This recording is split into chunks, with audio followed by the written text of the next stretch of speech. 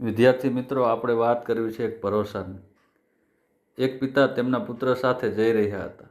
અચાનક જોરદાર વરસાદ શરૂ થયો અને નદીનું પાણી છે એ ઊંચું આવતું જાય છે. પિતાજીએ પુત્રને કહ્યું કે બેટા, મારો હાથ છે એ પકડી લે, આપણે નદી પાર કરી લઈએ. પરંતુ પુત્રએ હાથ પકડ્યો નહીં. પિતાજીએ વારંવાર કહ્યું, છતાં પણ પુત્રએ હાથ ન પકડ્યો. એટલે પિતાજીએ પોતે જ પુત્રનો હાથ પકડી લીધો અને ખેંચીને એમને નદી પાર કરાવી લીધી. ઓલા પાર નદીના પહોંચ્યા ત્યારે પિતાજી બોલ્યા કે હું આટલો બધી વાર તને કીધું, છતાં પણ તે મારો હાથ ન પકડ્યો.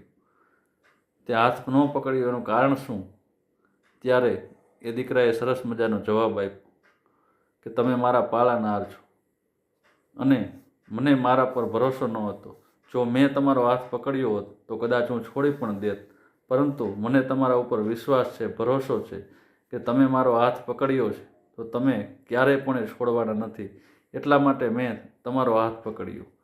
વિદ્યાર્થી મિત્રો, આ વાર્તાનો બોધ એ છે કે આ દુનિયામાં માત્ર માતા પિતા જ એવા છે જેના પણ આપણે પોતાના કરતાં પણ વધારે ભરોસો કરી શકીએ.